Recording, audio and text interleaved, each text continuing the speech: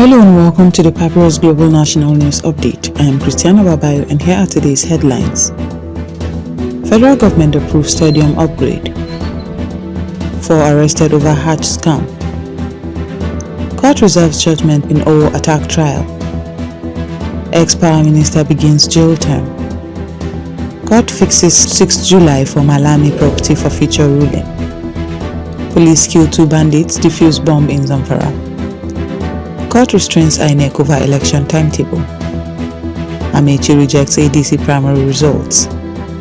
Army TETFund partner on drone techno. Cholera outbreak kills 27 in Borno. And now the news in details.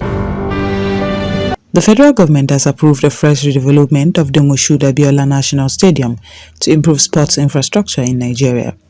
The project includes renovation of main pitch, tartan tracks, dressing rooms, media center, VIP suites, and security systems. New floodlights, VAR technology, anti-doping laboratories, and sport medical facilities will also be installed. The National Sports Commission says the initiative will support youth development, job creation, and grassroots sports, while 20 mini sports centers will be built nationwide. The Kebbi State Police Command has arrested 4 suspects over an alleged 8.6 million naira Hajj seat scam. Police say the prime suspect allegedly collected money from victims with promises of securing Hajj slots for the 2026 pilgrimage without official approval. Investigators also recovered fake Hajj materials including medical cards and travel items. 4 other suspects remain at large. Commissioner of Police Bello Sani advised intended pilgrims to deal only with accredited officials and the State Pilgrims Welfare Agency. A federal high court in Abuja has reserved judgment in the trial of 5 men accused of masterminding the 2022 terrorist attack on St. Francis Catholic Church. The Department of State Services urged the court to sentence the suspects to death, describing the attack as one of Nigeria's deadliest assaults on worshippers. Defense lawyers, however, asked for their acquittal, arguing the charges were not proven. The Owo church attack killed dozens and sparked nationwide condemnation and calls for justice. The Economic and Financial Crimes Commission has transferred former Minister of Power Saleh Mamman to the Nigeria Correctional Center to begin serving a 75-year prison sentence. A federal high court in Abuja convicted Mamman on 12 counts of money laundering and fraud involving 33.8 billion naira linked to the Mambila and Zungeru hydropower projects. The court also ordered proceedings for the forfeiture of additional properties allegedly traced to the former minister.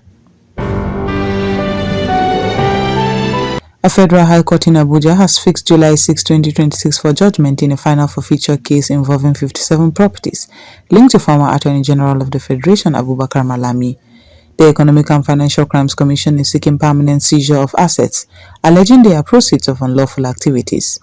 Defense lawyers are opposing the application, arguing the properties were legitimately acquired and that the allegations are based on suspicion.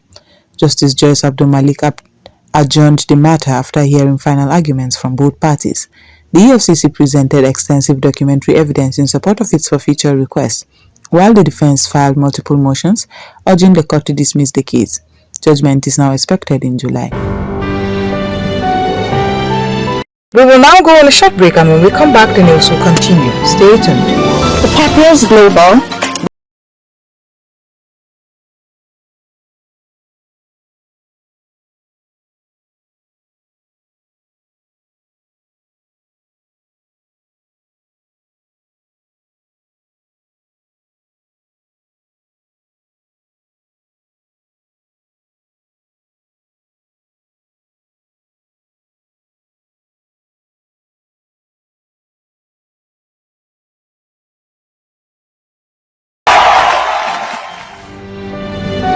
Welcome back, and now the news will continue. The Zamfara State Police Command says its operatives have killed 2 suspected bandits during a gun battle in Bungudu local government area of the state.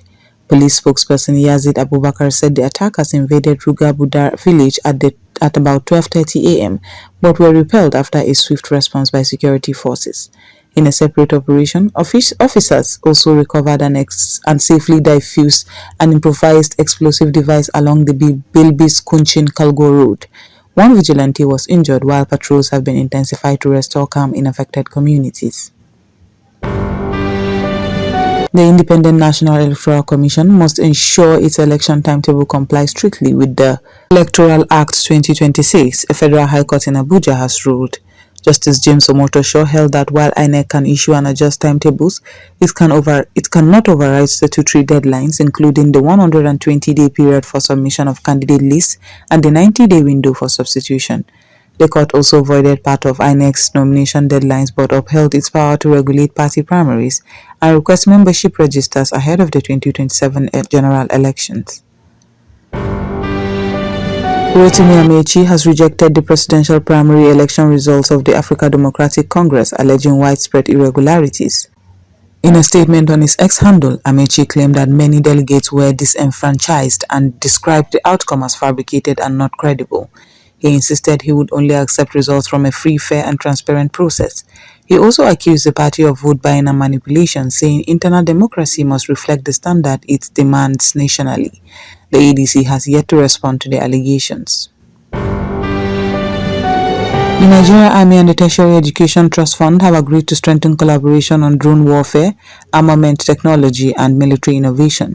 Chief of Army Staff Lieutenant General Waidi Shaibu said the partnership will boost local defense production and reduce dependence on foreign equipment.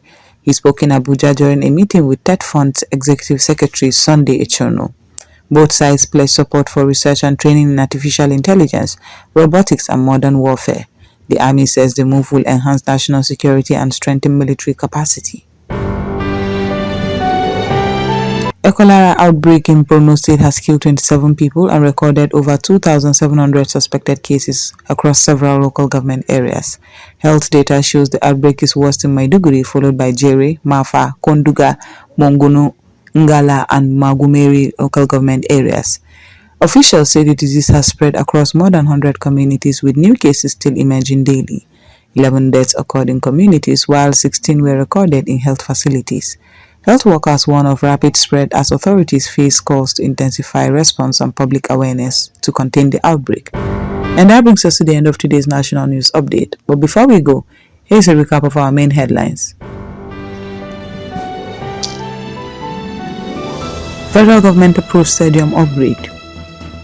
4 arrested over Hajj scam. Court reserves judgment in Owo attack trial. Ex-Power Minister begins jail term. For continuous coverage and breaking developments, stay connected with the Papyrus Global Television at papyrusdaily.com. I am your host, Christiana Babayo. Thanks for watching.